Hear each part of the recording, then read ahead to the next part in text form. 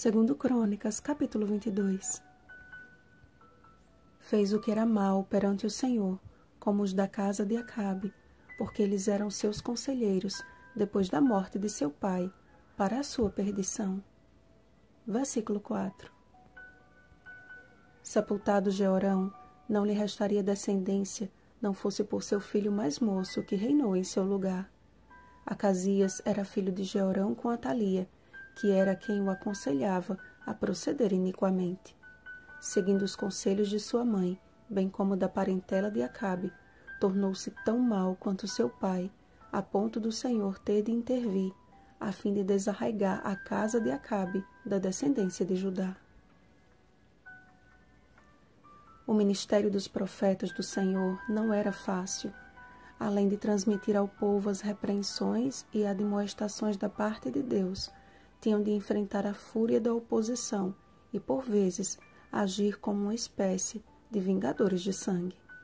O profeta Samuel matou o rei dos Amalequitas após a desobediência de Saul. 1 Samuel, capítulo 15, versículo 33. O profeta Elias matou os profetas de Baal após a experiência do Monte Carmelo. 1 Reis, capítulo 18, versículo 40.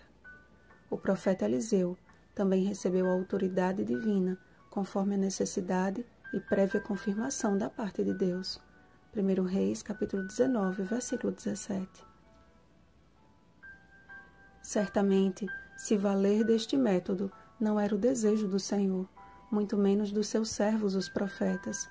Nem a minha intenção aqui justificar os atos divinos, até porque seria uma tarefa impossível. Precisamos estudar a Bíblia à luz que nos é disponível, como está escrito. As coisas encobertas pertencem ao Senhor nosso Deus, porém as reveladas nos pertencem, a nós e a nossos filhos para sempre, para que cumpramos todas as palavras desta lei. Deuteronômio capítulo 29, versículo 29. Uma coisa é certa, e nós já o sabemos, que todas as coisas cooperam para o bem daqueles que amam a Deus, daqueles que são chamados segundo o seu propósito.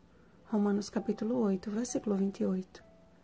Após 8 anos do terrível reinado de Jeorão, Judá não suportaria outros longos anos do mandato de um rei ainda pior que seu pai.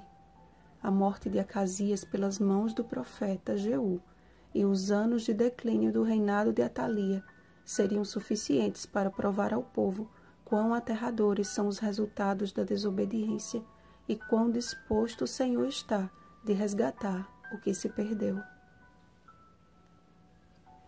Deus não precisa hoje de vingadores de sangue, porque o precioso sangue do Cordeiro foi derramado. Porque se nós, quando inimigos, fomos reconciliados com Deus mediante a morte do Filho, muito mais, estando já reconciliados, seremos salvos pela sua vida. Romanos capítulo 5, versículo 10. A responsabilidade que temos, porém, se negligenciada, poderá custar a nossa salvação e a de outros, especialmente dos da própria casa. 1 Timóteo capítulo 5, versículo 8. Pesa sobre os pais a mais sagrada obra e o mais pesado encargo, que é de instruir seus filhos nas pisaduras de Cristo. Não há profecia ou qualquer ocupação que seja que possa superar em honra este trabalho.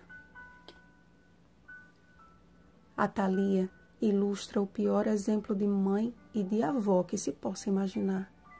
É provável que Josafá, que buscou o Senhor de todo o coração, tenha enfrentado dificuldades em transmitir a mesma fidelidade aos seus descendentes. Algo que precisamos levar em consideração na tarefa de educar. A verdadeira educação consiste em ensinar no caminho em que deve andar. Provérbios capítulo 22, versículo 6. E não simplesmente em apontar o caminho. Como pais ou futuros pais, não façamos a obra do Senhor relaxadamente. Jeremias capítulo 48, versículo 10. Mas que nossos filhos sejam ensinados do Senhor, e será grande a paz de nossos filhos. Isaías capítulo 54, versículo 13. Vigiemos e oremos. Bom dia, paz de esperança. Desafio da semana. Quanto tempo faz que você não passa um tempo de qualidade com seus filhos? Eleja um dia da semana como dia especial pais e filhos e faça disso uma rotina semanal. Evite ao máximo compromissos externos neste dia, bem como o uso de celulares no horário estabelecido para estar em família. Que todos quantos os virem os reconheçam como família bendita do Senhor. Isaías capítulo 61, versículo 9. Rosana Garcia Barros.